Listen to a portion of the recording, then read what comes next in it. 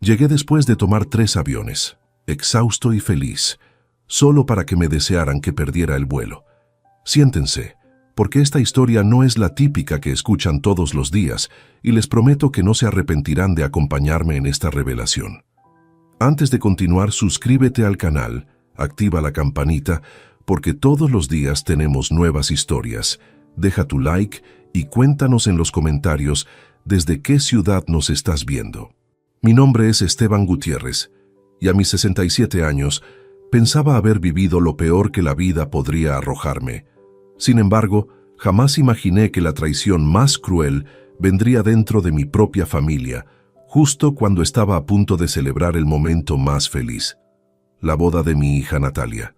Todo comenzó el 12 de octubre de 2019, una fecha que parecía perfecta para reencontrarnos. Yo había salido muy temprano esa mañana desde Valencia, tras haber hecho conexiones meticulosas.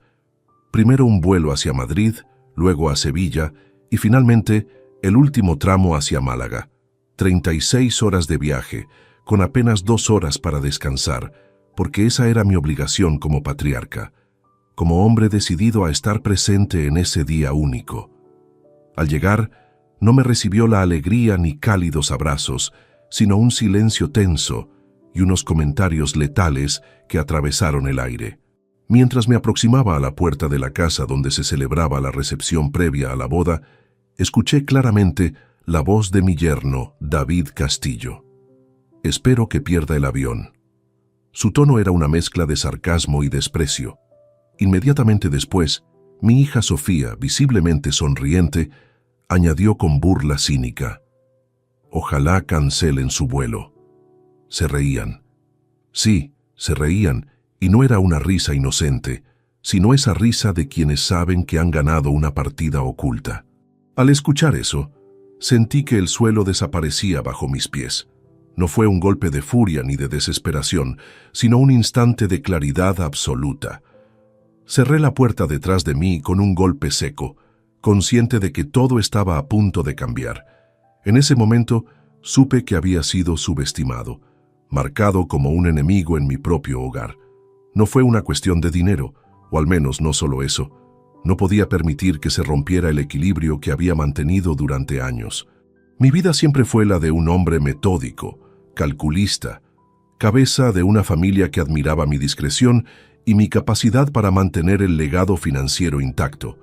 Pero ese día, esas palabras fueron la señal de que todo el esfuerzo había sido ignorado y desafiado a mis espaldas.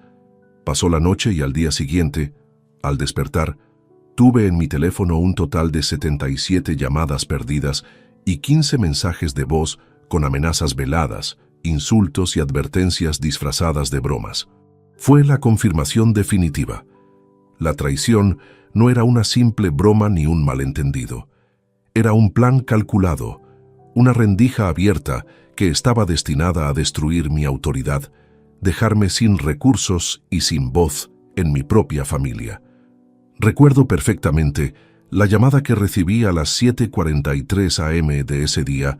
Era mi sobrina Clara Domínguez. Con voz temblorosa y urgente me dijo: «Tío Esteban, tienes que tener cuidado. David y Sofía han estado hablando con abogados sin que nadie más lo sepa. Quieren apartarte de todo». En ese momento supe que debía ser más frío y racional que nunca. Me senté en mi despacho improvisado, rodeado de papeles, extractos bancarios y una libreta donde había anotado todos los movimientos de la familia en los últimos meses. Mi mente comenzó a reconstruir cada fragmento de posibles señales que había ignorado, cada encuentro, sonrisa falsa o cambio súbito en el comportamiento de mis seres queridos.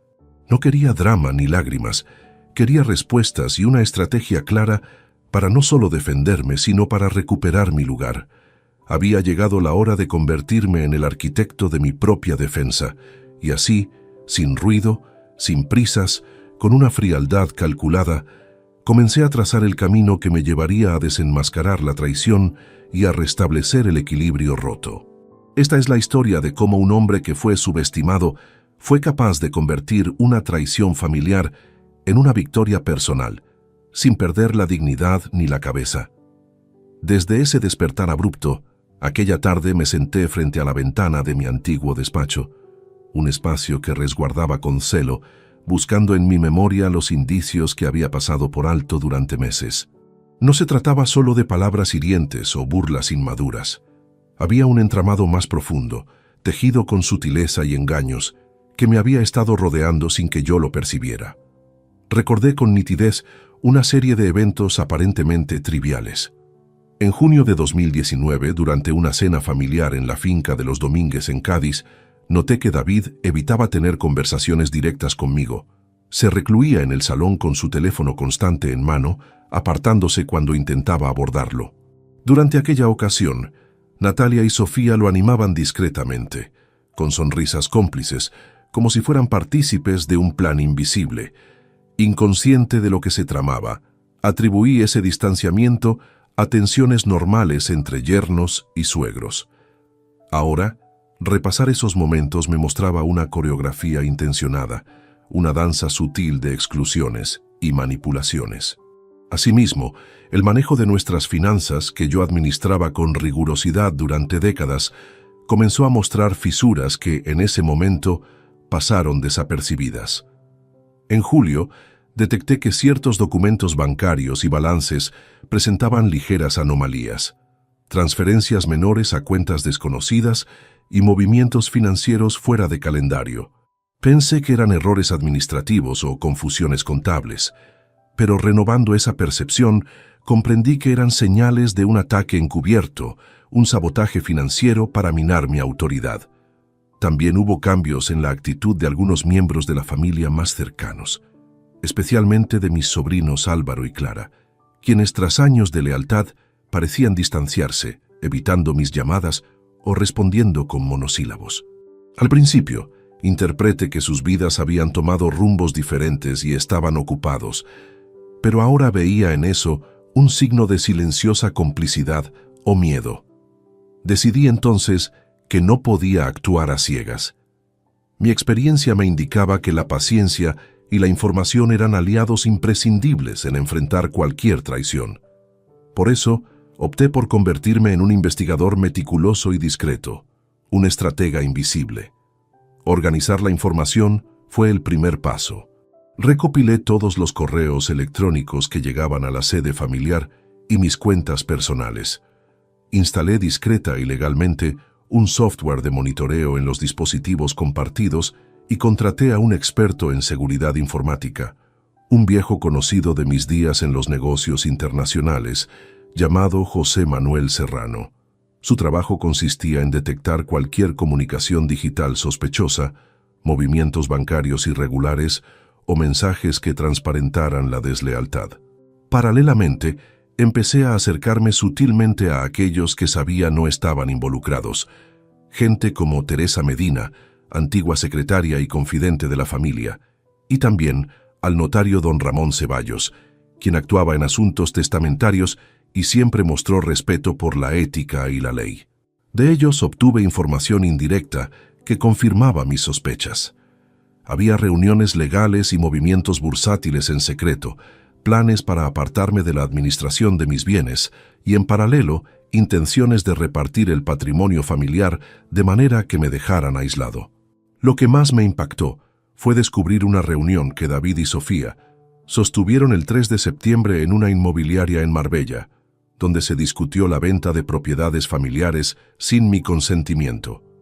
Un dato confirmado por testigos anónimos que, aunque temerosos, decidieron ayudar por un principio de justicia. Cada pieza de información se sumaba a un panorama más oscuro y estructurado de lo que en un primer momento había sido apenas un desaire. La traición se desplegaba como una maquinaria fría y meticulosa, que había calculado tiempos, gestos y complicidades. Mi siguiente paso fue documentar sistemáticamente cada indicio. Comencé a registrar fechas, horas, nombres y detalles de cada conversación y evento que conseguía rastrear. Tenía en mente crear un archivo inapelable que no dejara margen para la duda en un eventual proceso legal. No había lugar para improvisaciones. El rigor debía prevalecer. En paralelo mantenía mi conducta impasible frente a ellos. Ni una palabra, ni un gesto que les diera la mínima ventaja. El enfoque se basaba en la observación silenciosa y la acumulación de pruebas. Sabía que un error en esta fase podría echar todo por la borda. La confianza que parecía haber desaparecido debía ser reconstruida sobre la certeza y no sobre la emoción.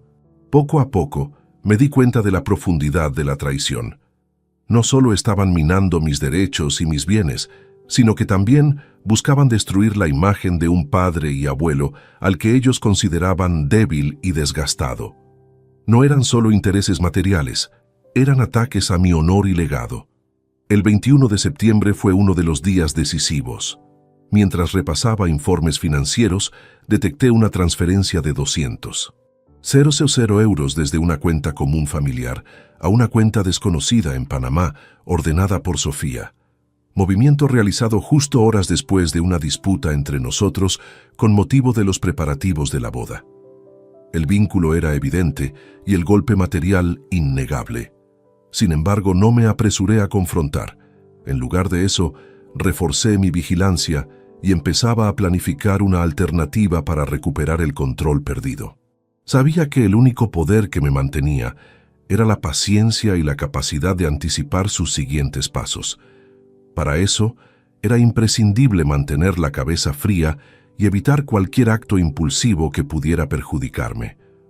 Al analizar las motivaciones detrás de la conspiración, comprendí que la mezcla de codicia, orgullo y cierto resentimiento acumulado durante años había construido un escenario perfecto para la ruptura.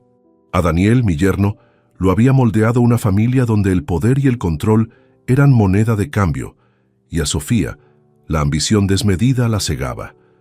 Pero también había otros rostros en la sombra, conspiradores silenciosos con intereses propios. Rocío Martínez, la exnovia de Álvaro, quien buscaba influir en las decisiones y sembraba desconfianzas. Y Gabriel Fernández, un socio cercano fallecido meses antes, cuya sucesión irregular había abierto fisuras financieras que todavía resonaban. Todo ese mapa complejo me hizo consciente de que debía diversificar mis fuentes, contactar discretamente a antiguos socios y abogados para conocer las fisuras legales que me abrieran camino y preparar una defensa sólida. Mientras tanto, ocultaba mi verdadero estado de ánimo a la familia. Dejaba que pensaran que todo estaba bajo control y que, lentamente, podían desgastar mi figura hasta que decidieran cuál sería mi destino. Pero estaban equivocados. Aquella figura a la que subestimaban ya se estaba preparando para dar la batalla que realmente marcaría la diferencia en nuestras vidas. Así terminó la segunda etapa de mi despertar, la investigación silenciosa, recopilación medida y análisis metódico, que establecería las bases para mi siguiente movimiento. Con cada dato irrefutable que añadía a mis archivos, me acercaba más a la definición de un plan inteligente y calculado para revertir la situación y posicionarme nuevamente en el centro del poder familiar y financiero. Porque a veces, el peor daño viene de quienes llamamos familia, pero en la frialdad de ese reconocimiento nace el camino hacia la justicia verdadera. Conforme los días avanzaban, el peso de las evidencias se hacía insoportable para el círculo traidor, y eso jugaría a mi favor en la próxima fase: organizar a mis aliados y establecer las defensas que me aseguraran la supervivencia del legado que tanto me costó construir. Así cerré esta etapa crítica, con la mente afilada y el corazón frío. La batalla real apenas comenzaba, pero estaba listo para ella. La pesquisa que inicié me llevó a transformar mi hogar y mi vida cotidiana en una especie de cuartel general invisible, donde cada detalle debía ser estudiado con minuciosidad y cada movimiento controlado con discreción. La traición ya había dejado de ser un simple rumor o un accidente emocional. Se había convertido en un desafío estratégico que exigía de mí, un hombre acostumbrado a dirigir con prudencia, la máxima precisión. Durante las semanas que siguieron al descubrimiento inicial, enfoqué mis esfuerzos en ampliar la red de información.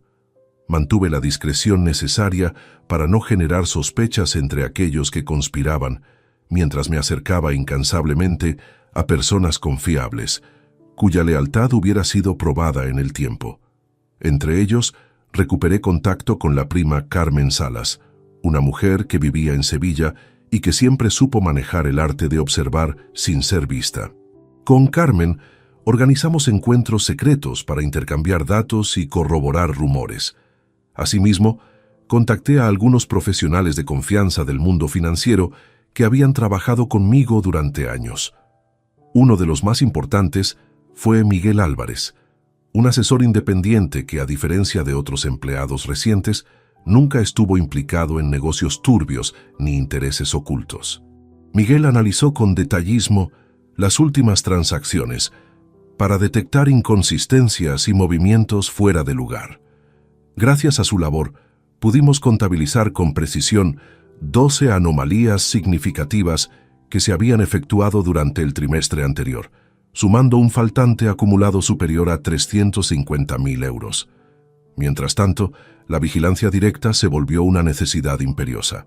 Utilicé dispositivos tecnológicos para registrar las conversaciones en puntos específicos de la casa y los alrededores de la finca. En esas grabaciones aparecieron diálogos sorprendentes.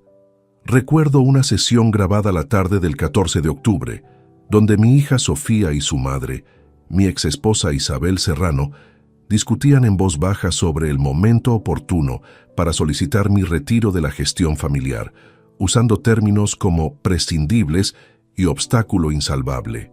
El frío con que hablaban me revelaba la profundidad de su resentimiento y cinismo. La implicación de mi ex esposa fue para mí un golpe adicional, no solo emocionalmente, sino también estratégico. Su apoyo constante a las maniobras de mis hijos mayoritariamente jugaba en contra de mi posición. Esta revelación dejó clara la necesidad de reestructurar alianzas dentro de lo que quedaba de mi círculo familiar más cercano. Volviendo a la recopilación, también puse especial atención en los documentos legales que habían sido firmados recientemente o que estaban en proceso de actualización. En esa inspección, descubrí con sorpresa una carta fechada el 3 de octubre, enviada por el bufete jurídico de David Castillo a varios bancos, solicitando la cancelación del poder notarial que me autorizaba a manejar ciertas cuentas conjuntas. Esa gestión había sido realizada a mis espaldas y con una premura sospechosa. Además, observé con desconfianza la repentina aparición de movimientos financieros en paraísos fiscales. Había una cuenta en Suiza vinculada indirectamente a ellos, que había recibido cerca de 250.000 euros provenientes de nuestras empresas familiares. Esta operación tuvo lugar justo antes de la boda, lo que indicaba que el plan no solo era para excluirme, sino también para beneficiarse económicamente de forma clandestina. La complejidad del esquema requería paciencia para desenredar cada hebra, y por eso opté por diversificar las fuentes. Así, invité al notario Ramón Ceballos a una reunión no oficial, donde le solicité asesoramiento sobre cómo blindar las propiedades y herencias en caso de que intentasen despojármelo mediante procesos legales o testamentos ilegales. Su recomendación fue contundente. Debe instruirse a tiempo, Esteban. No permita que estas maniobras se consumen sin respuesta. Consciente de que la ley sería un campo de batalla, contraté también los servicios de una agencia privada para el monitoreo continuo de las comunicaciones del entorno familiar. No era cuestión de espionaje indiscriminado, sino de proteger mi posición con medios profesionales y éticos. El seguimiento permitió descubrir un encuentro secreto entre David, Sofía y el abogado que dirigía su estrategia, Gustavo Ariza, en un restaurante en Málaga el 18 de octubre, donde discutían la posibilidad de iniciar un procedimiento para incapacitarme legalmente, alegando falta de capacidad para administrar bienes. Esa noticia fue especialmente preocupante. No solo cuestionaban mis capacidades, sino que intentaban invalidarme legalmente, borrando de un plumazo años de trabajo y esfuerzo. Esa fue la señal definitiva de que la lucha no se limitaría solo a lo financiero, sino que se extendería al terreno psicológico y reputacional. En paralelo, tuve que manejar mis propias emociones, evitando mostrar debilidad o molestia en presencia de otros familiares que aún no deseaban tomar partido. Mantener la calma era esencial para que ellos no percibieran que el golpe inicial me había debilitado. Era una guerra silenciosa, donde cada gesto contaba. Mi siguiente prioridad fue asegurar que aquellos miembros honestos dentro del entorno familiar tuvieran acceso a la verdad y comprendieran la magnitud del problema. Por eso convoqué discretamente a mi sobrino Álvaro Domínguez y a mi sobrina Clara, quienes, a pesar de su malestar inicial por haberse mantenido al margen, aceptaron integrarse a la causa bajo la promesa de que sus nombres no serían expuestos públicamente hasta contar con las pruebas suficientes. Gracias a ellos, conseguí no solo información más directa, sino también apoyo para organizar medidas defensivas. Se trataba de un movimiento silencioso, pero decidido a proteger el legado y restablecer el orden. Al cerrar esta fase de investigación, entendí que el daño ya era considerable, pero no irreversible. El saber y la constancia ennoblecen al guerrero. La traición iba más allá de una simple disputa familiar. Era una maniobra que pretendía aniquilar toda mi influencia y desvincularme definitivamente de quienes alguna vez consideré mi sangre. Sin embargo, el tablero ya estaba preparado. Tenía en mis manos un mapa detallado de las redes de deslealtad y corrupción. Tenía aliados dispersos pero leales. Y, más importante, guardaba la serenidad para continuar multiherramienta en mano hacia la siguiente etapa: construcción de una estrategia indiscutible de defensa y contraataque. El proceso no sería sencillo, pero para quien sabe observar y planear con precisión, ningún camino está cerrado, solo oculto temporalmente. Y con eso en mente, terminé este capítulo consciente de que el verdadero combate recién comenzaba. Mientras el otoño avanzaba en el calendario de aquel 2019, la dimensión de la traición comenzó a revelarse con claridad aterradora.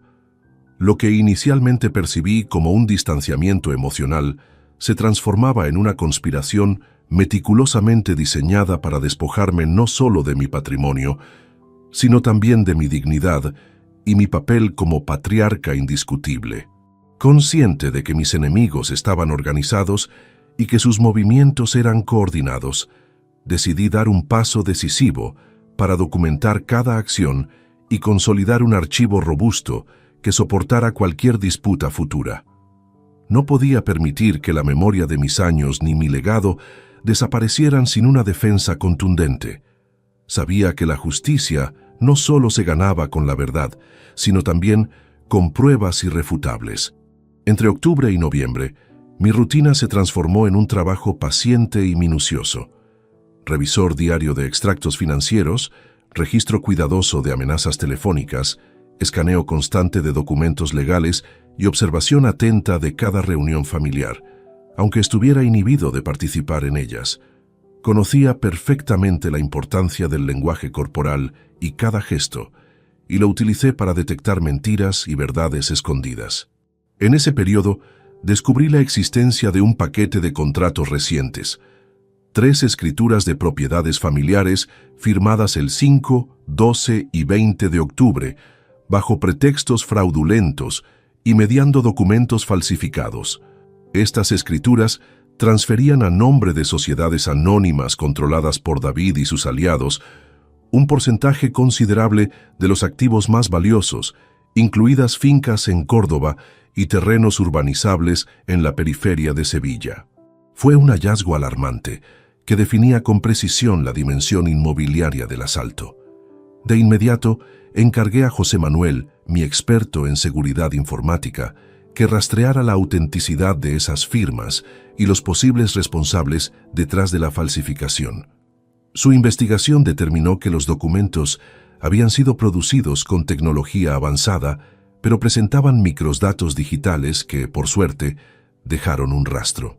Allí, en los metadatos, aparecía una intervención parcial desde una oficina en Madrid, utilizada regularmente por el despacho legal al que Alice López, la abogada de Sofía, estaba vinculada.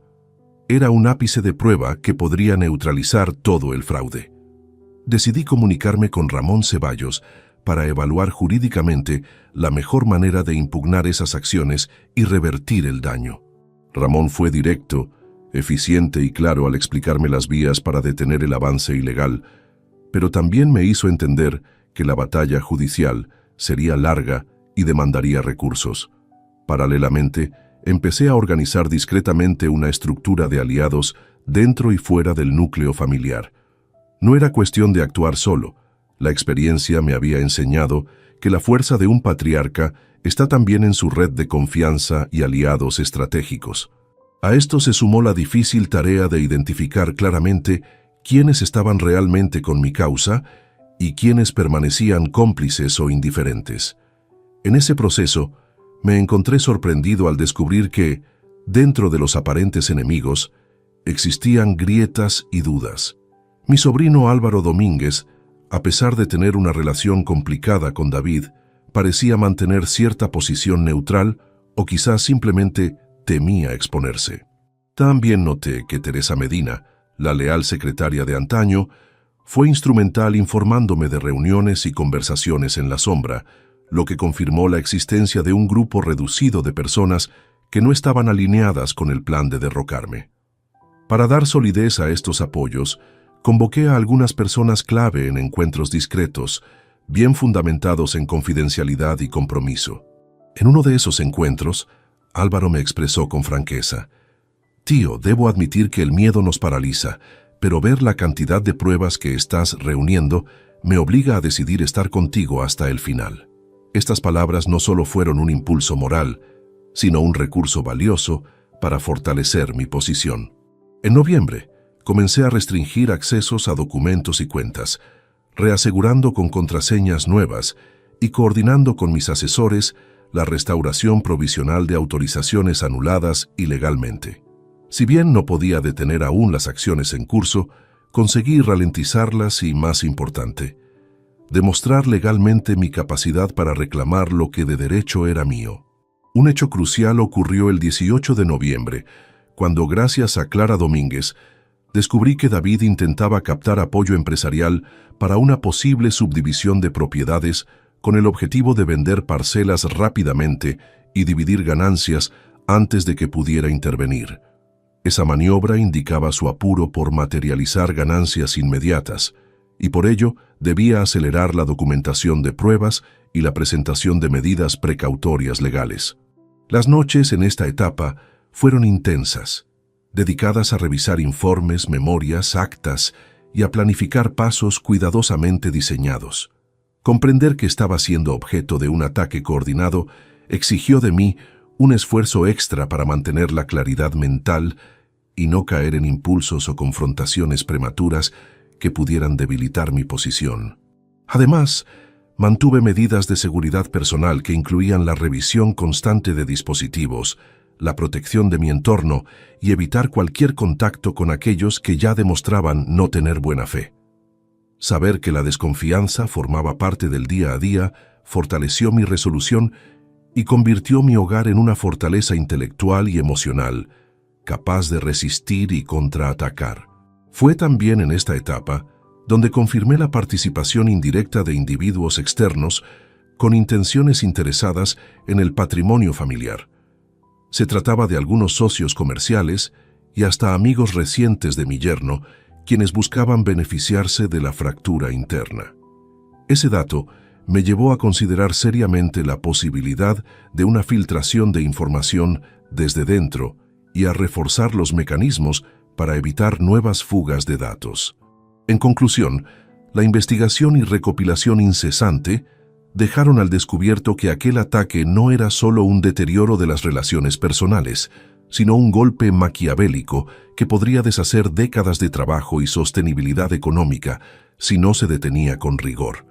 No obstante, esta parte del proceso me permitió no solo conocer al enemigo con precisión, sino también afianzar las fuerzas que me acompañarían en la siguiente fase: la transformación de la defensa en ofensiva sólida.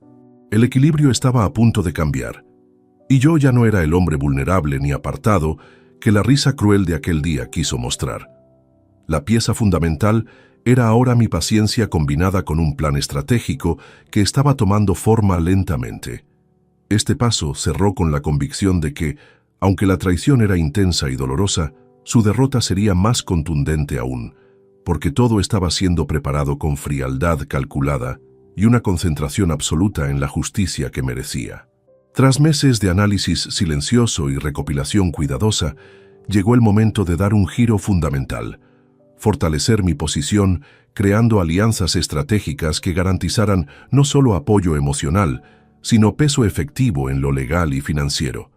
Sabía que la distancia no se vencería solo con recuerdos ni con coraje, sino con un equipo sólido que compartiera mis objetivos y tuviera la capacidad de enfrentar a quienes pretendían ir más allá de un simple desacuerdo familiar. Para comenzar, contacté a Javier Torres, un abogado con quien había trabajado en mis años de dirección empresarial, reconocido por su carácter firme y su comprensión del derecho mercantil. Su experiencia en litigios complejos y mediaciones complicadas lo convertía en la pieza indispensable para estructurar la defensa jurídica que requería la situación. En nuestra primera reunión, un 8 de diciembre de 2019, explicó sin rodeos que los pasos a seguir debían ser minuciosos y progresivos. No hay que precipitarse, Esteban. Paciencia y estrategia serán tus mejores herramientas. La ley respalda a quien tiene pruebas, y tú las tienes. Paralelamente busqué mano fuerte en la parte financiera. Recordé a mi viejo amigo y asesor, Álvaro Domínguez, cuya reputación impecable y conocimiento del panorama bursátil eran reconocidos en Sevilla y más allá. Álvaro aceptó colaborar en confidencialidad tras comprender la magnitud del conflicto y la necesidad imperiosa de recuperar el control de las inversiones familiares. Juntos, revisamos portafolios, asociaciones y comités empresariales donde el poder se había desplazado. Me apoyé también en Clara Domínguez, mi sobrina, que pese al temor que sentía al principio, ahora se convertía en un eslabón firme de esta alianza. Clara mostró definitivamente que los lazos sanguíneos, aunque dañados, podían servir como base para restablecer el respeto y la justicia. Su rol fue vital para acercar a algunos parientes que estaban indecisos y se mantenían al margen, esperando que la tormenta pasara. Antes de la siguiente ronda de movimientos, convoqué a Teresa Medina, cuya discreción y lealtad a lo largo de los años eran incuestionables. Ella tenía el don de conocer la dinámica familiar con una precisión casi intuitiva y me ofreció apoyo indispensable para conocer y anticipar contactos, reuniones e intenciones de los contrarios. Fue mi aliada silenciosa en un juego donde el ruido podía ser fatal. En la etapa previa a la reorganización oficial, realicé una evaluación profunda de los recursos financieros propios y externos. Decidimos iniciar una estrategia que incluyera la reorganización de cuentas, lo que requería simultáneamente no alertar a los implicados en la malversación para que no modificaran sus tácticas. Fue una jugada delicada, cambiar accesos y permisos sin crear sospechas visibles, una obra de arte táctico para la cual usé la ayuda discreta de expertos en seguridad digital.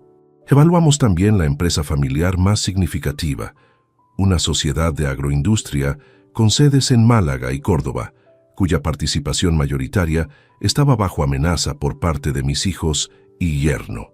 Elaboramos un plan para reestructurar la junta directiva y presentar recursos legales para impedir la venta o las maniobras ilegales sin mi consentimiento.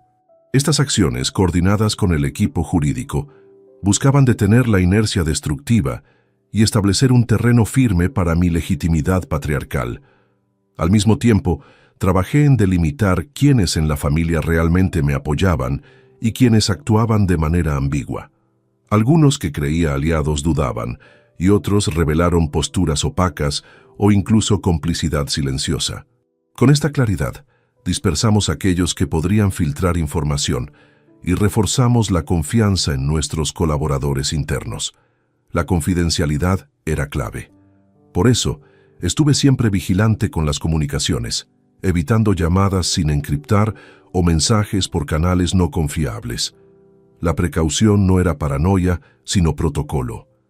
El ritmo de toma de decisiones se aceleró sin descuidar la prudencia. Uno de los momentos más reveladores durante este periodo fue identificar un intento fallido de socavar mi credibilidad a través de terceros. Personas ajenas a la familia Eran contratadas para difundir rumores sobre mi estado físico y mental. Esa maniobra sucia, intentada a finales de diciembre, fue neutralizada gracias a las redes de contacto que había establecido y al rápido seguimiento de Javier Torres en derechos civiles. Logramos frenar esa campaña y fortalecer mi imagen pública a través de comunicados estratégicos y manejo cuidadoso de prensa local. Poco a poco, los antiguos muros de silencio comenzaron a caer y la comunicación interna dentro del grupo de aliados se volvió más fluida y comprometida. Planificábamos cada etapa con precisión quirúrgica, conscientes de que cualquier error podría ser fatal. La documentación exhaustiva de pruebas se intensificó. Se recopilaban grabaciones, transcripciones, contratos fraudulentos, movimientos financieros y testimonios. Un dossier en continuo crecimiento que fortalecía mi posición legal y moral. Esta red de aliados también me permitió conocer intentos paralelos de negociación a mis espaldas, propuestas para dividir bienes y acuerdos que nunca se comunicarían directamente conmigo. Saber que se tramaba a mis espaldas reforzó la convicción de actuar con firmeza y transparencia controlada, anticipando cada posible jugada. Finalmente, establecí un canal seguro para mantenernos informados en tiempo real y coordinar acciones conjuntas, incluso a distancia. Esta coordinación fue imprescindible para no perder la ventaja contra quienes pensaban que podrían aislarme. Esa fue, sin lugar a dudas, una etapa crucial para retomar el control. La formación de esta alianza multidisciplinaria no solo restauró mi confianza, sino que me otorgó la estructura necesaria para enfrentar la crisis y diseñar los pasos siguientes con claridad y poder. La batalla por el futuro de la familia y su patrimonio ya no era solo mía. Era un esfuerzo conjunto basado en lealtades sinceras y objetivos claros. Con este equipo empezaba a marcar el ritmo. La respuesta definitiva estaba en pleno diseño. Con la estructura de apoyo ya consolidada y el acceso a un equipo de confianza, asegure la siguiente fase, quizás la más delicada y compleja: la protección efectiva de mis intereses legales y financieros, mediante una reconfiguración inteligente que blindara el patrimonio contra las maniobras que intentaban desalojarme de la gestión y control. Este proceso, largo y minucioso, exigía atención absoluta a cada detalle, sin lugar para errores ni descuidos. Desde enero de 2020, inicié la revisión completa de los contratos de propiedad, sociedades y acuerdos vigentes, con el acompañamiento estrecho de Javier Torres y Álvaro Domínguez. Analizamos cada cláusula, cada documento sujeto a cambios recientes y cualquier apartado que pudiera facilitar una toma de poder ilegítima. La seguridad jurídica debía ser la base para neutralizar cualquier intento de despojo. Paralelamente, encargué a Clara Domínguez la tarea de rastrear y auditar las cuentas bancarias, principalmente aquellas que habían sufrido movimientos irregulares controladas por cuentas intermediarias o empresas fantasmas. Descubrió transferencias por más de 400.000 euros, desviadas hacia paraísos fiscales y cuentas offshore vinculadas a terceros desconocidos, operaciones realizadas con justificaciones dudosas y sin autorización escrita de mi parte. Para actuar, acordamos con el despacho jurídico la presentación de medidas cautelares urgentes que suspendieran cualquier transferencia o venta hasta que se pudiera esclarecer la legalidad de esas operaciones. Fue una maniobra imprescindible para detener el daño inminente. A mediados de febrero se presentó ante los juzgados de Sevilla un recurso solicitando la nulidad provisional de las escrituras y transferencias de propiedades realizadas sin mi consentimiento. Esta acción, aunque previsible, fue contestada con movimientos de resistencia dentro del entorno familiar, quienes intentaron desacreditar la demanda describiéndola como un intento de control autoritario por mi parte. Defenderme de esas acusaciones fue otra batalla en sí misma. Me valí de mi equipo para generar informes claros y detallados que demostraban inequívocamente la irregularidad de los actos y la voluntad maliciosa de los que pretendían excluirme. La transparencia y la racionalidad eran mis mejores armas ante estas calumnias. Además, para proteger físicamente los bienes, dispuse el reforzamiento de la seguridad en las propiedades más importantes. Instalamos sistemas de monitoreo, equipos de vigilancia y accesos controlados para evitar ocupaciones ilegales o intentos de manipular documentos in situ. Fue un esfuerzo logístico y económico, pero indispensable para mantener el control. Por otro lado, la reorganización financiera implicó no solo bloquear accesos a ciertas cuentas, sino también establecer nuevas entidades jurídicas que redistribuyeran la propiedad real de los activos de manera que cualquier intento de venta unilateral fuera legalmente inviable. Con esto dividimos responsabilidades y derechos de forma estratégica, blindando la estructura y garantizando una participación legítima y controlada. Junto a estos movimientos, permití que ciertos familiares no implicados o neutrales retomaran roles operativos en las sociedades, contribuyendo a aislar a los detractores mientras se restauraba la confianza y la operatividad real del negocio. Entre ellos, destacaron figuras como Teresa Medina y el gerente de la agroindustria, Rafael Soler, cuyo compromiso fue decisivo para mantener la estabilidad. El proceso legal continuó con la acumulación de documentos probatorios, la preparación de testimonios y la revisión de todos los procesos administrativos afectados. En marzo, fuimos capaces de presentar un informe consolidado de irregularidades ante el notariado y la autoridad fiscal, forzando investigaciones oficiales que pusieron aún más presión sobre los implicados.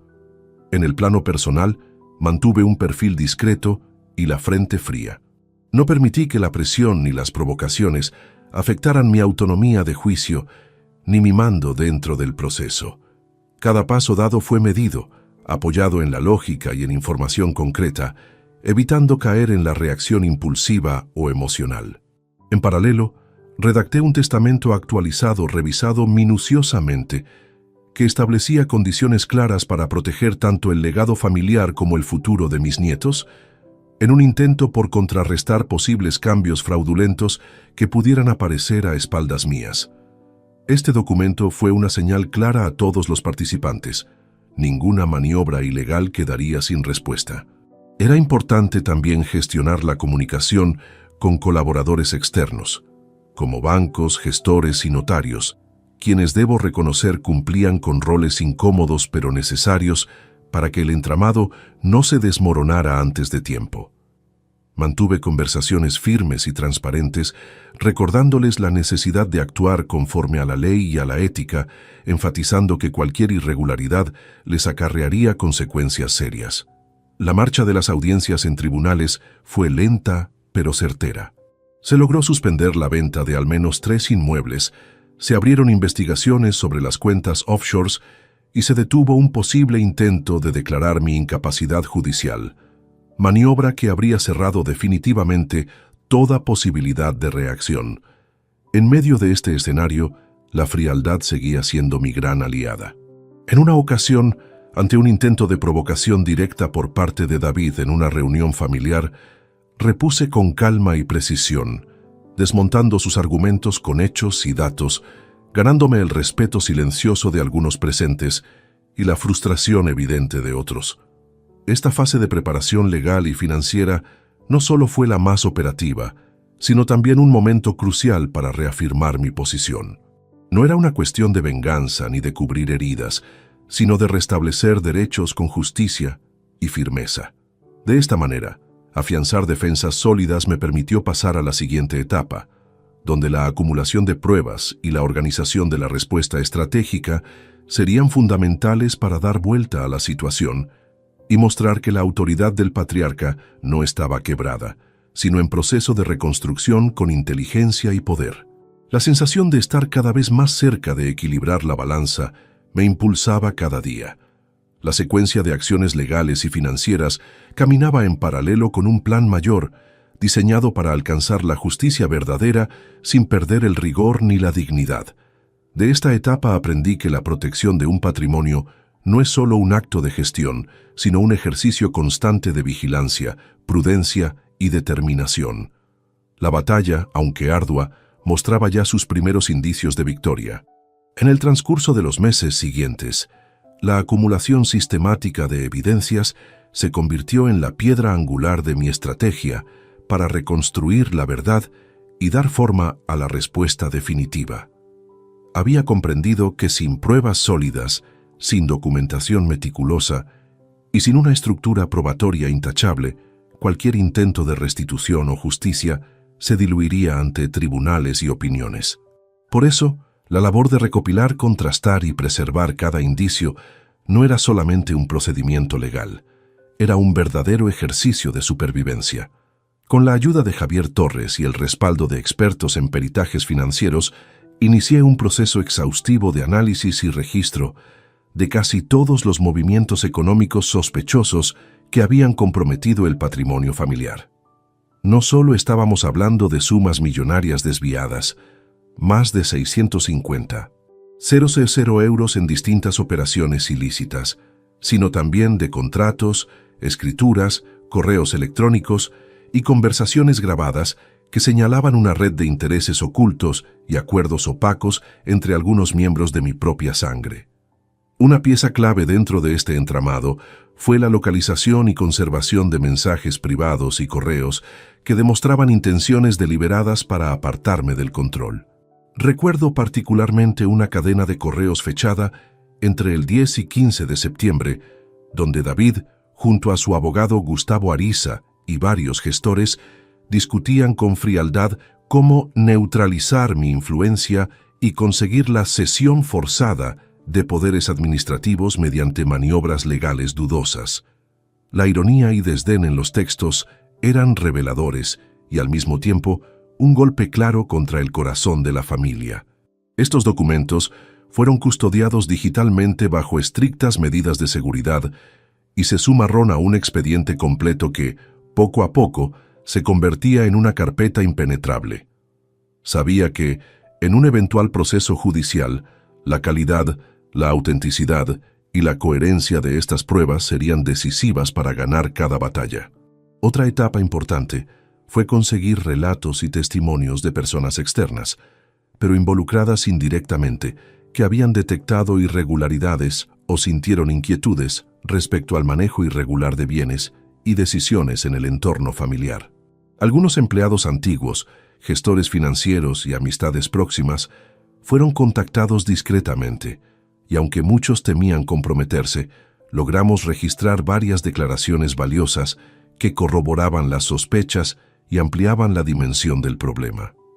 Además, me aseguré de conseguir registros oficiales que certificaran actuaciones dudosas, como la inscripción de propiedades a nombre de sociedades anónimas ocultas o transferencias realizadas sin notificación previa.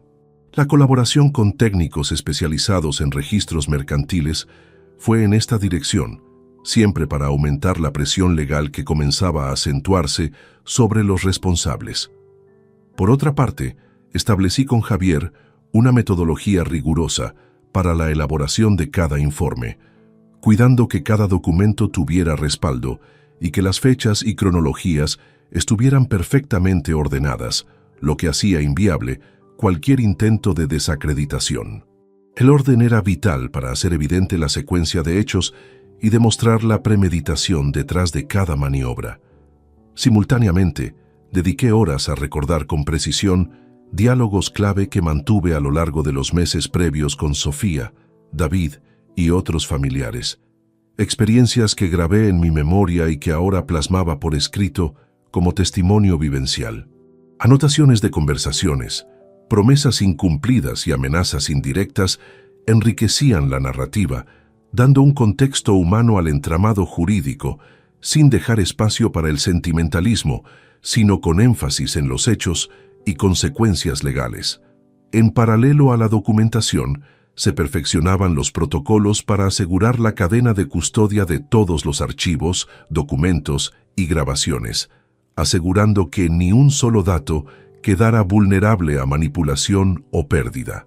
Para ello, utilizamos servicios profesionales de almacenamiento encriptado y sistemas redundantes que funcionaban bajo supervisión constante. Había también un trabajo de consolidación diario para revisar cada nueva pieza, incorporarla al expediente general y detectar posibles vacíos o puntos débiles que debían ser fortalecidos. Si algo caracterizó esta etapa, fue el rigor extremo y la disciplina necesaria para evitar errores o temas que pudieran ser cuestionados por el adversario. Este meticuloso proceso de documentación también cumplió otra función esencial: fortalecer mental y estratégicamente mi propio compromiso. Saber que disponía de evidencias contundentes y bien organizadas me permitía mantener la serenidad y evitar caer en reacciones impulsivas que pudieran ser aprovechadas en mi contra. Entre las pruebas más contundentes, destaco una serie de audios grabados durante una reunión privada el 7 de octubre, donde varios involucrados discutían sin tapujos la eliminación de mi figura en la sociedad y el plan para quedarse con el control absoluto, sin reparar en las consecuencias para el resto de la familia. Estos audios fueron particularmente impactantes y los reservamos como ase bajo la manga para el momento preciso. Algunas fuentes inesperadas aparecieron también en el camino. Antiguos aliados de David, que por temor o descontento, decidieron colaborar conmigo a cambio de ciertas garantías. Aunque su lealtad era dudosa, su información resultó útil para completar el panorama y acelerar ciertos procedimientos judiciales. Así, con evidencias agrupadas, testimonios validados y documentos legales en orden, la pieza final para este capítulo fue definir con mi equipo legal el plan para difundir estratégicamente esta información en el momento adecuado, cuidando que cada movimiento fuera calculado para maximizar impacto y minimizar riesgos. No se trataba de una ofensiva impulsiva, sino de un ataque quirúrgico, en donde las pruebas se usarían como armas decisivas para desmontar la armazón de mentiras y asegurar que la verdad prevaleciera con contundencia. Este trabajo de documentación cuidadosa y sistemática me colocaba en una posición cada vez más fuerte, donde la justicia dejaba de ser una aspiración para convertirse en un objetivo tangible y factible. La confianza en el resultado había crecido, al igual que mi determinación para exponer sin temor a quienes me habían traicionado, asegurando que las consecuencias legales y morales recayeran sobre ellos de manera justa y proporcional. Así cerré esta fase, con el dossier robusto en mi mano, consciente de que la batalla estaba acercándose a un punto de inflexión decisivo. Con la documentación preparada y el respaldo legal consolidado, llegó el momento de ejecutar la respuesta, ese despliegue estratégico que marcaría un antes y un después en la lucha por recuperar el control y proteger lo que por derecho me pertenecía. La ofensiva debía ser precisa, calculada y sobre todo silenciosa al inicio, para no alertar a los opositores y agarrarlos desprevenidos. El primer movimiento concreto tuvo lugar en abril de 2020, cuando presenté ante el Juzgado Mercantil de Sevilla una demanda formal solicitando la nulidad de todas las transferencias y actos patrimoniales realizados sin mi consentimiento en los últimos 6 meses. Esta acción legal evidenciaba la existencia de pruebas contundentes y ponía en jaque a quienes habían tomado decisiones a mi espalda. La presentación, cuidadosamente redactada por Javier Torres, no solo exponía hechos, sino también demostraba capacidad de reacción, desmontando la narrativa que intentaban vender sobre mí. Al mismo tiempo, en el terreno financiero, Álvaro Domínguez coordinaba con representantes bancarios el bloqueo inmediato de cuentas sospechosas, el congelamiento de fondos transferidos ilícitamente y la revisión exhaustiva de cualquier operación inusual. Estas gestiones, aunque discretas para evitar alarmas internas, comenzaron a erosionar la liquidez de los grupos opositores y a cortar su capacidad operativa. La presión financiera, un arma indispensable, empezaba a surtir efecto. Una mañana de mayo recibí un inesperado correo de un antiguo socio de David que, temeroso por su propia integridad, me ofrecía intercambiar información clave sobre futuras maniobras a cambio de garantías legales. Decidí utilizar esta oportunidad para obtener detalles sobre reuniones clandestinas y estrategias ocultas, lo que permitió anticipar varios movimientos adversarios y neutralizarlos antes de que se concretaran. Los días siguientes estuvieron marcados por una escalada controlada. Se comenzaron a exigir auditorías externas en las sociedades afectadas, con presencia de peritos independientes que certificaban irregularidades y abrían camino para la reversión de operaciones ilegales. Estos informes rigurosos, presentados en juntas generales convocadas legítimamente por mi equipo, enfrentaron la resistencia de quienes pretendían perpetuar su dominio, pero lograron ganar el apoyo de socios neutrales que consideraban necesario proteger la integridad de la empresa. En paralelo, el equipo jurídico y financiero instaló controles estrictos sobre la comunicación y acceso a información sensible, limitando la capacidad de filtraciones y evitando que nuevas maniobras se ejecutaran sin detección. Esta batería de medidas de seguridad mantuvo la iniciativa y evitó sorpresas desagradables. Las reacciones de David, Sofía y sus aliados no tardaron en manifestarse, aunque siempre contenidas para no levantar sospechas evidentes.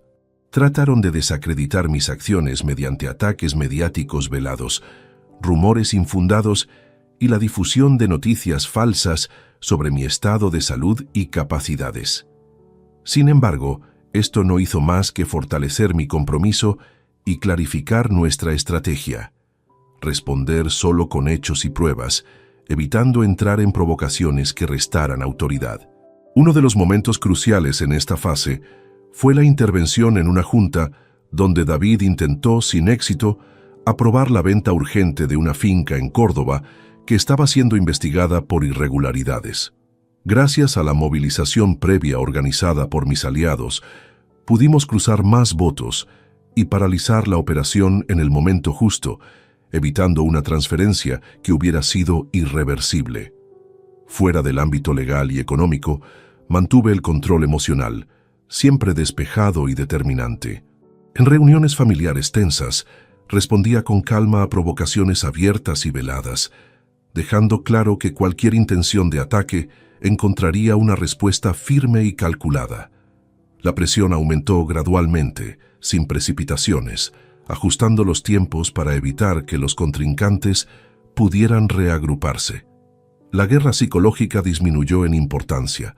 Lo que ahora valía eran las acciones concretas que fueran desmontando la red de engaños. A finales de mayo, el peso de la evidencia y la firmeza de mis movimientos causaron un efecto irreversible. Algunos miembros de la familia que antes se mantenían neutrales comenzaron a manifestar su apoyo explícito o al menos a mantener su distancia de los conspiradores. Esta fractura interna aumentó la presión sobre quienes ejercían el control de forma ilegítima. La exposición gradual de las pruebas públicas y privadas obligó a los traidores a adoptar una postura defensiva, disminuyendo sus ataques y arrastrando algunas vacilaciones y errores de cálculo que mi equipo supo aprovechar con rapidez. Durante el transcurso de junio y julio, la escalada se mantuvo controlada, evitando un choque frontal que podría haber provocado daños irreparables. Cada paso era medido, combinación de fuerza y diplomacia, asegurando que la justicia avanzara sin que se perdiera el equilibrio ni la coherencia. Uno de los momentos más significativos fue la revelación, de forma estratégica, de ciertos documentos a familiares clave, en reuniones privadas y confidenciales, que desnudaron sin lugar a dudas los planes y manipulaciones de David y Sofía, generando un cambio profundo en percepciones y alianzas. Esto, a su vez, sirvió para debilitar la posición de los opositores, quienes comenzaron a verse aislados y con menor margen para maniobras encubiertas. El camino de esta fase fue construir un equilibrio entre la aplicación certera de la ley y el manejo sagaz de las relaciones personales, logrando que las acciones tuvieran un impacto tangible sin destruir puentes imprescindibles para el futuro familiar. Así, con movimientos tácticos bien calculados, reacciones controladas y una escalada gradual, la ofensiva avanzaba, poniendo en jaque a quienes intentaron relegarme y recordándoles que la experiencia y determinación de un patriarca iban más allá de lo evidentemente visible. Con cada victoria escalonada reafirmaba mi presencia y fuerza, volteando una situación adversa en una posición de poder renovado. La satisfacción no estaba en la venganza, sino en la justicia aplicada. Un equilibrio necesario entre autoridad y respeto que solo un liderazgo firme y sereno puede garantizar. Así, se consolidaron los cimientos para las revelaciones futuras, que acabarían por exponer la verdad con toda su amplitud, marcando el camino hacia la restauración del orden natural dentro de la familia. La serenidad con la que esperaba y evaluaba cada movimiento comenzaba a incomodar y desestabilizar a quienes deliberadamente intentaron socavar el legado construido con esfuerzo durante décadas. El avance de la respuesta estratégica que había diseñado no solo frenaba sus acciones, sino que iniciaba un proceso de desgaste calculado que minaba su confianza y capacidad para tomar decisiones. Durante los meses que siguieron a la acción inicial, detecté cómo la tensión interna fue escalando entre mis opositores, quienes comenzaron a cometer errores fruto de su inseguridad y nerviosismo creciente. Estos deslices no pasaron desapercibidos y los aproveché con precisión para mantener el control y seguir construyendo mi posición. Una de las técnicas fundamentales fue revelar selectivamente información clave en momentos críticos, usando la inteligencia para confrontar a los traidores con hechos irrefutables que desmantelaban sus excusas y justificaciones.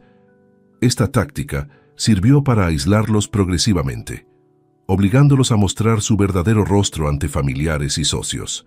Recuerdo claramente una reunión restringida, celebrada a finales de octubre en la sede familiar de Sevilla, donde presenté a algunos parientes y socios documentos y audios que desvelaban la verdad sobre las transferencias y negociaciones encubiertas. La impresión en la sala fue palpable. La sorpresa y la indignación se mezclaron con la incredulidad de algunos, que se negaban a creer hasta ese instante lo que estaba ocurriendo detrás de escena. David, visiblemente tenso y con un intento fallido de controlar el ambiente, se encontró acorralado, mientras que Sofía intentaba mantener una actitud desafiante, aunque sus manos temblaban al sostener una copa. Fue una muestra cabal de cómo la presión estaba afectando a los que pensaban que tenían la carta ganadora.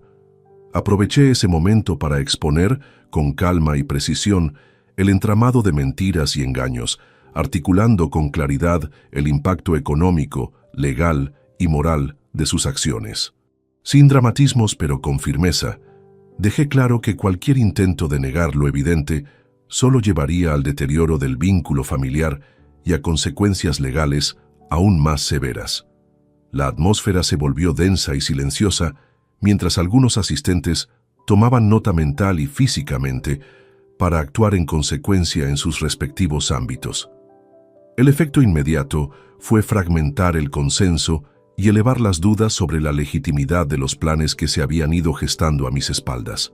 Simultáneamente, recibí información sobre un intento fallido de David por convencer a varios miembros neutrales para que apoyaran la venta precipitada de varias propiedades, con el objetivo de generar flujos de efectivo inmediatos y esquivar los bloqueos judiciales.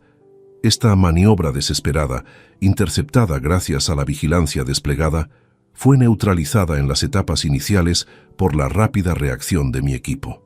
Las repercusiones internas comenzaron a reflejarse en disputas abiertas y desconfianzas crecientes entre el grupo de opositores, lo que a su vez fortaleció la moral de aquellos que permanecían fieles, o al menos abiertos, a la reconciliación sobre bases justas. Al actuar con prudencia, no permití que esas tensiones derivaran en enfrentamientos directos o rupturas irreparables en el seno familiar, conscientes ambos bandos de que el destino final aún dependería de la verdad y las pruebas. En el plano externo, la escalada de presión incluyó la cooperación con entidades oficiales que comenzaron a investigar los hechos, lo que incrementó la visibilidad del caso y generó un ambiente de vigilancia constante que forzó a los implicados a adoptar posturas defensivas y menos ofensivas.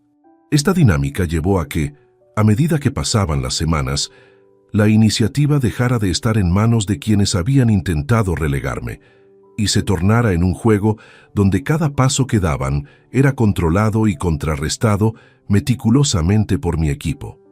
Una muestra de ello fue la recepción de cartas notariales que solicitaban retractaciones y acuerdos extrajudiciales por parte de David y Sofía, evidenciando su reconocimiento tácito de haber sido superados legal y estratégicamente. Estos documentos fueron tratados por nuestros abogados con la firmeza propia de quien no está dispuesto a negociar desde posiciones de debilidad.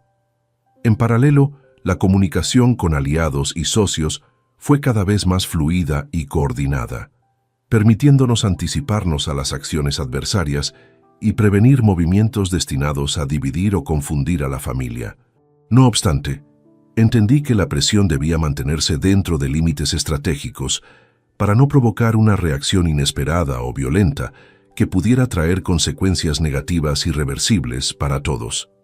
Con esa premisa, continué revelando selectivamente evidencias en entornos controlados, consolidando el apoyo de las partes neutrales y desinflando el círculo conspiratorio desde adentro, hasta lograr un acabado debilitamiento.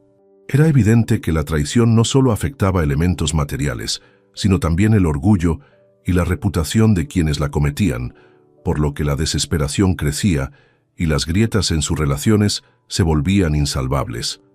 En consecuencia, ese proceso transformó de manera radical la dinámica familiar, estableciendo condiciones para que se generara una negociación real y con bases claras, donde ya no podía haber trampas ni falsas ingenuidades. El siguiente paso sería la revelación definitiva, donde todas las piezas encajarían en su lugar y se mostraría con contundencia la verdad, marcando el término de la incertidumbre y el principio de una nueva etapa. La satisfacción por haber mantenido la calma y la estrategia se manifestaba cada vez más, consciente de que la justicia comenzaba a imponerse sin excusas ni ambigüedades.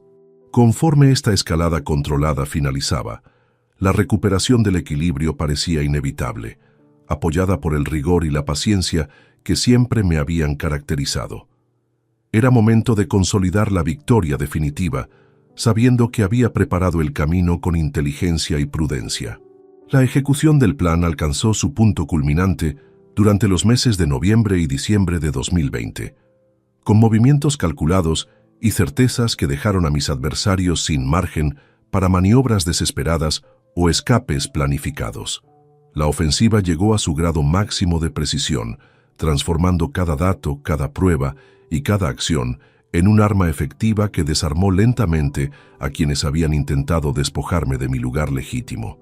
La lógica fue clara desde el principio: combinar la fuerza de la evidencia documental con el aprovechamiento inteligente de las grietas internas en el círculo de traición para hacer visible la verdad con impactos controlados que impactaran en varios frentes simultáneamente. Durante esta etapa, revelaciones estratégicas aparecieron con un efecto demoledor. La presentación pública, en un pequeño grupo selecto y confidencial, del expediente completo ante algunos representantes legales y familiares neutrales, marcó un punto de inflexión. Allí expuse audios, contratos y registros que no solo demostraban la manipulación económica, sino también la duplicidad en las palabras y promesas incumplidas que habían marcado meses de engaños. Uno de los momentos más decisivos fue la proyección de un video grabado en secreto que mostraba a David intentando negociar la venta encubierta de varios activos a compañías vinculadas, sin informar al resto ni contar con mi aprobación. Las reacciones, tanto de sorpresa como de indignación, fortalecieron el respaldo hacia mi figura, mientras debilitaban la posición de los conspiradores. Mientras tanto, el equipo jurídico coordinó la presentación oficial en juzgados de una serie de demandas penales y civiles que pedían reparación por daños, nulidad de contratos fraudulentos y la fiscalización completa de las cuentas implicadas.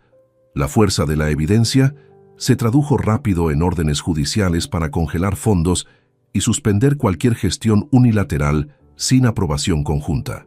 Esta respuesta no solo afectó la economía de los que intentaron aprovecharse, sino que desnudó ante el sistema y la sociedad familiar la existencia de una trama de engaños que había sido minuciosamente planificada y ejecutada. Las contramedidas de mis adversarios se fueron reduciendo progresivamente.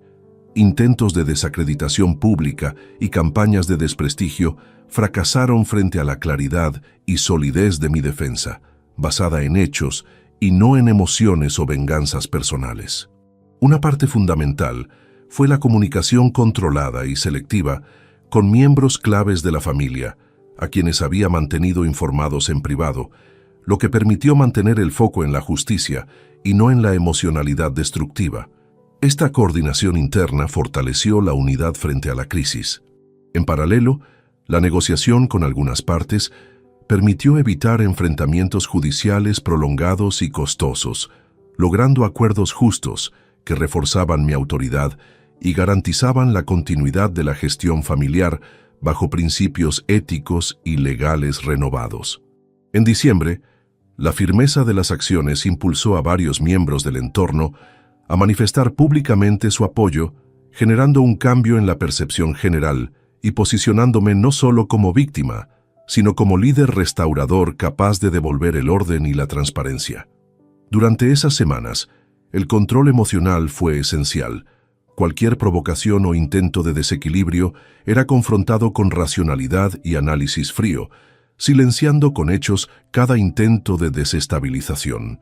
Los movimientos tácticos fueron complementados con gestos calculados de apertura para recuperar puentes con quienes todavía dudaban, pero con la claridad de que no habría lugar para engaños ni traiciones futuras.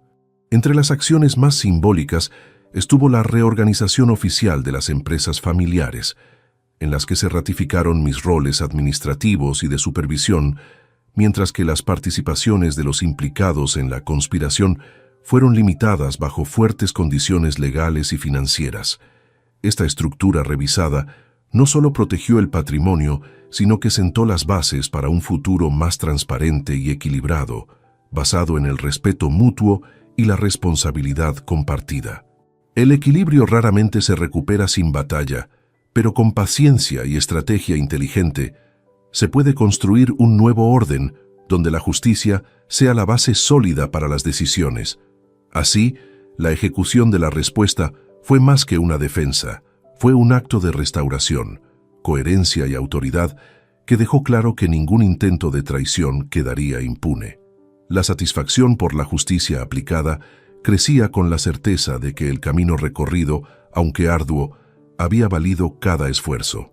Con cada victoria tangible, la autoridad se consolidaba y abría las puertas hacia una nueva normalidad, donde la confianza y el respeto serían el capital más valioso.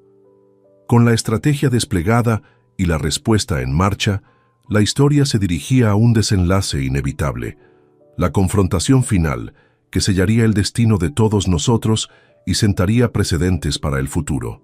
El enfrentamiento final llegó con la inevitable contundencia de quien, habiendo tejido una red sólida de pruebas, aliados y estrategias, estaba decidido a exponer sin atenuantes la verdad ocultada tras años de engaños.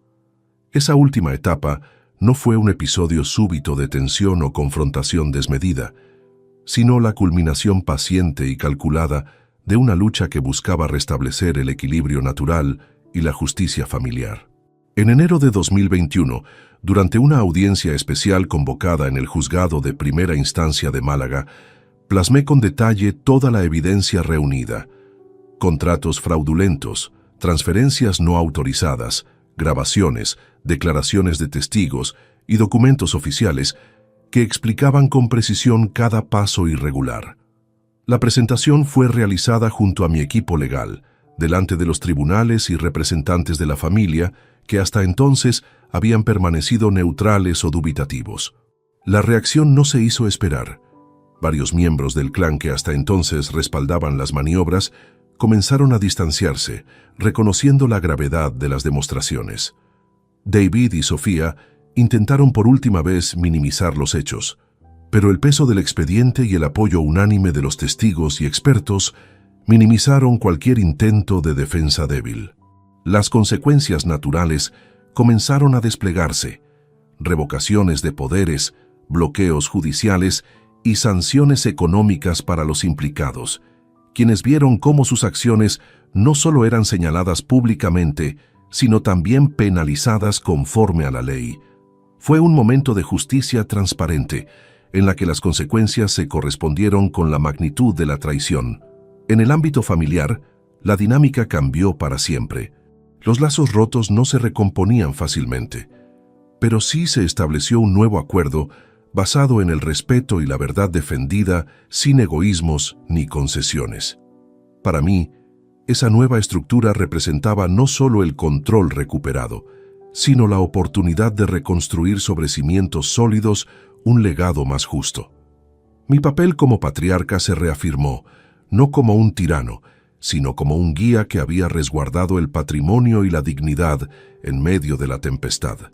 La autoridad ya no dependía únicamente del poder económico, sino del respeto ganado con paciencia, estrategia y transparencia. Reflexionando sobre todo lo vivido, comprendí que la traición familiar, aunque devastadora, es también una prueba de la fortaleza interior y del valor para enfrentar lo inesperado con cordura. No busqué una venganza cruel, sino una justicia equilibrada que restaurara el orden sin sembrar más daños de los necesarios. En la distancia, el proceso me permitió valorar aún más la importancia de la observación detallada, la planificación rigurosa y el dominio de las emociones para actuar con eficacia. Fue una lección que reforzó mi convicción de que el liderazgo se mide en los momentos de crisis y que la frialdad calculada ante la adversidad es una virtud imprescindible. Este nuevo capítulo que se abría no excluía al perdón, pero sí exigía respeto, condiciones claras y responsabilidades asumidas. Todos reclaman los fundamentos de una familia que desea continuar unida, aunque renovada y fortalecida en sus valores.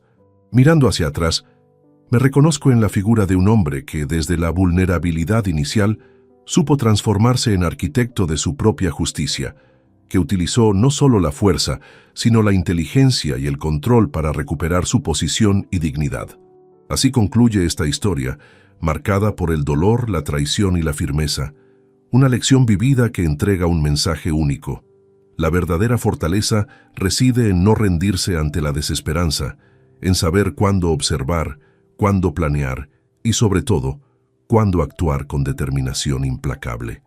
Con la verdad al descubierto y el equilibrio restablecido, mi vida continúa, ahora bajo una nueva luz, con las cicatrices que el tiempo y la razón transforman en sabiduría. Si te gustó esta historia, dale like al video, suscríbete al canal y comparte tus impresiones en los comentarios. Para escuchar la próxima historia, haz clic en la caja de la izquierda. Gracias por vernos.